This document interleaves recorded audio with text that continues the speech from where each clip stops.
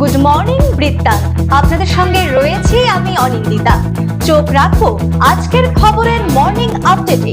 আজকের আবহাওয়া কেমন যাবে, আমাদের সঙ্গে টেলিফোনে রয়েছে আমাদের প্রতিনিধি। জেনে নিন তার থেকে আজকের আবহাওয়া রিপোর্ট।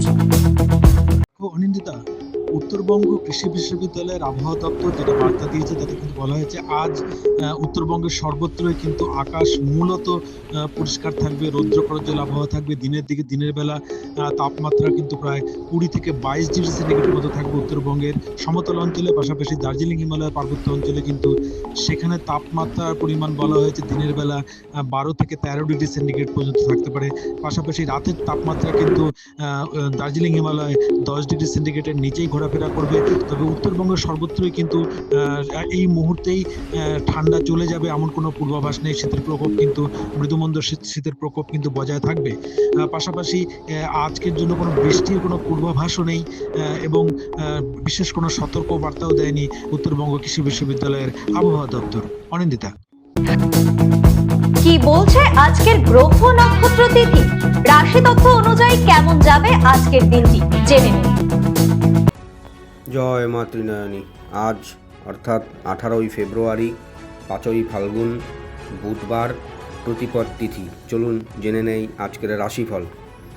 মেষ রাশির জাতক জাতিকার ক্ষেত্রে অর্থ ও খ্যাতি লাভ হবার শুভযোগ থাকবে আজকের দিনে।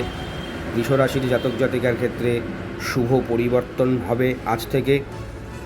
মিথুন রাশির জাতক জাতিকার ক্ষেত্রে শারীরিক রোগ ব্যাধিতে কষ্ট পেতে হবে আজ। কর্কট রাশির জাতক জাতিকার ক্ষেত্রে নতুন বন্ধুত্বের সম্পর্ক তৈরি হতে পারে।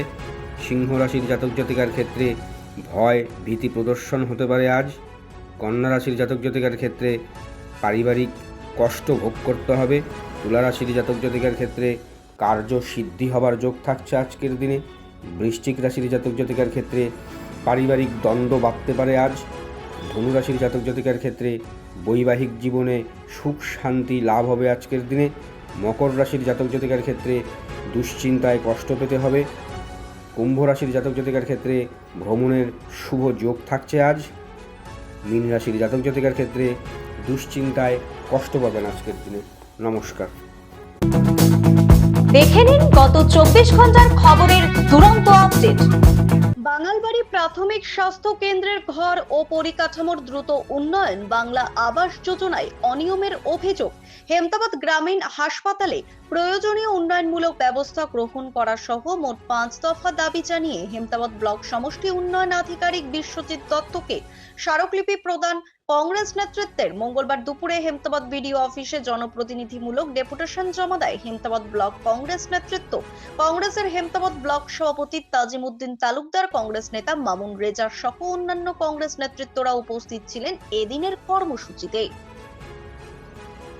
সামনেই 2026 সালের বিধানসভা নির্বাচনী প্রস্তুতিতে ইতিমধ্যেই মাঠে নেমে পড়েছে কংগ্রেস সহ সব রাজনৈতিক দল। মঙ্গলবার রায়গঞ্জ বিধানসভা কেন্দ্র জুড়ে ওয়াল লিখন ও জনসংযোগ কর্মসূচিতে সক্রিয়ভাবে অংশ নিতে দেখা যায় রায়গঞ্জ টাউন যুব কংগ্রেস কর্মীদের। কংগ্রেস সূত্রে জানা গিয়েছে, আসন্ন বিধানসভা নির্বাচনে রায়গঞ্জকে কেন্দ্র করে দলের সম্ভাব্য প্রার্থী হিসেবে উঠে আসছে মোহিত সেনগুপ্তের নাম। এদিনের কর্মসূচিতে নেতৃত্ব দেন রায়গঞ্জ টাউন যুব কংগ্রেসের সভাপতি রাজু পাল। এই প্রসঙ্গে রাজু পাল বলেন, রায়গঞ্জে এবার কাজের মানুষ, সৎ মানুষ মোহিত সেনগুপ্তই রায়গঞ্জবাসীর ভরসা। তিনি আরো জানান, রায়গঞ্জ বিধানসভা এলাকায় সাধারণ মানুষের মধ্যে ব্যাপক ক্ষোভ ও অসন্তোষ রয়েছে। বিশেষ করে বর্তমান রায়গঞ্জ পৌরসভার কাজকর্ম নিয়ে মানুষের মধ্যে প্রবল হতাশা দেখা দিয়েছে। কংগ্রেস যুব সভাপতি অভিযোগ করে বলেন, মোহিত বাবুর সময়ে পৌরসভা অনেক সুষ্ঠুভাবে চলত, উন্নয়ন পরিষেবার সব দিক থেকেই মানুষ উপকৃত হয়েছিল, কিন্তু বর্তমান পৌরসভার কি বেহাল দশা তা আজ রায়গঞ্জের মানুষ ভালোভাবেই জানে। ইটাহারের বালিচোল থেকে উদ্ধার 2টি গন্ধকুকুল। মঙ্গলবার পশুপ্রেমী সংগঠন উত্তর দিনাজপুর পিপলস ফর অ্যানিমালস এর সহযোগিতায় একটি বাড়ির খড়ের গাদা থেকে উদ্ধার হয়েছে গন্ধকুকুল 2টি। এই প্রাণীগুলি নিশাচর হলেও গত 3 মাসে 5টি গন্ধকুকুল উদ্ধার হয়েছে লোকালয় থেকে। এদিন পশুপ্রেমী সংগঠনের পক্ষ থেকে সাধারণ মানুষকে গন্ধকুকুল শিকার বন্ধ করতে আবেদন জানানো হয়। প্রতিদিনের প্রতি মুহূর্তের খবরের আপডেট পেতে চোখ রাখুন নিউজ বৃত্তান্তের ফেসবুক পেজে। সাবস্ক্রাইব করুন নিউজ বৃত্তান্ত ইউটিউব চ্যানেলকে।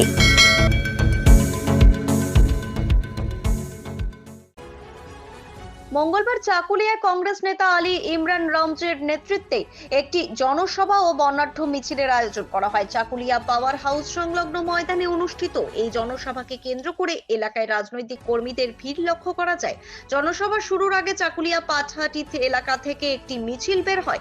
মিছিলটি বিভিন্ন পথ পরিক্রমা করে কালীবাড়ি এলাকায় গিয়ে শেষ হয়। কংগ্রেস কর্মী সমর্থকদের উপস্থিতিতে মিছিল ও সভার মাধ্যমে আসন্ন 2026 সালের নির্বাচনকে লক্ষ্য করে সাধারণ মানুষের কাছে দলের বার্তা পৌঁছে দেওয়ার চেষ্টা হয়। দলীয় নেতৃত্বের দাবি, সাধারণ মানুষের পাশে কংগ্রেস সবসময় রয়েছে এবং আগামী দিনেও থাকবে। এই বার্তাই মূলত এদিনের কর্মসূচির মাধ্যমে তুলে ধরা হয়। ঋণ নিয়ে মাখনা চাষ করেছিলেন কৃষক। রাতের অন্ধকারে বীজ দিয়ে 5 বিঘা জমির মাখনা চারা নষ্ট করে দেওয়ার অভিযোগে চাঞ্চল্য ছড়িয়েছে হরিশ্চন্দ্রপুরের গাংনদিয়া গ্রামে। কি করে ঋণ পরিশোধ করবেন, মাথায় হাত পড়েছে কৃষকের। স্থানীয় সূত্রে জানা গিয়েছে, মাসখানেক আগে গাংনদিয়া গ্রামের এক কৃষক রেজা আহমেদ 8 বিঘা জমিতে মাখনা চারা রোপণ করেন। দুদিন মাখনার জমি দেখতে যেতে পারেননি। মঙ্গলবার সকালে গিয়ে দেখেন প্রায় 5 বিঘা জমির সমস্ত মাখনা চারা পুরোপুরি নষ্ট হয়ে গিয়েছে। অভিযোগ, রাতের অন্ধকারে কে বা কারা বীজ দিয়ে চারাগুলো নষ্ট করে দিয়েছে। কৃষক রেজা বলেন, বিঘা প্রতি 5,000 টাকা খরচ করে মাখনা চারা রোপণ করেছিলাম। 8 বিঘা জমিতে প্রায় লক্ষাধিক টাকা খরচ হয়েছে। ঋণ দিয়ে মাখনা চাষ করেছি। মাখনা বিক্রি করে ঋণ পরিশোধ করার কথা ছিল। এদিন সকালে গিয়ে দেখি প্রায় 5 বিঘা জমির মাখনা চারা নষ্ট হয়ে গিয়েছে। আবার অন্য জমিতে মাখনা চারা সতেজ রয়েছে। কেউ শত্রুতা করে বীজ দিয়ে নষ্ট করে দিয়েছে। হরিশ্চন্দ্রপুর থানায় অভিযোগ করব। উত্তর দিনাজপুর জেলার ইসলামপুর মহকুমার গোয়ালপুকুর থানার পোখরিয়া এলাকায় ছাগল নিয়ে বচসাকে কেন্দ্র করে দুই ভাইয়ের মধ্যে রক্তক্ষয়ী সংঘর্ষের ঘটনা ঘটেছে। অভিযোগ, ভাইয়ের ছুরির আঘাতে গুরুতর জখম হন দাদা জাহিদুল। তাকে প্রথমে ইসলামপুর মহকুমা হাসপাতালে ভর্তি করা হয়। পরে শারীরিক অবস্থার অবনতি হওয়ায় উত্তরবঙ্গ মেডিকেল কলেজ ও হাসপাতালে রেফার করা হয়। পরিবার সূত্রে আরো কয়েকজনের বিরুদ্ধে হামলার অভিযোগ উঠেছে। ঘটনাস্থলে পুলিশ পৌঁছে তদন্ত শুরু করেছে এবং এলাকায় পরিস্থিতি নিয়ন্ত্রণে রাখা হয়েছে। গুড মর্নিং বৃত্তান্ত আজ এই পর্যন্তই। ঘরে বাইরে খবরে থাকুন, দেখতে থাকুন, চোখ রাখুন নিউজ বৃত্তান্তে। নিউজ বৃত্তান্ত, হলুদ নয়, স্বচ্ছ।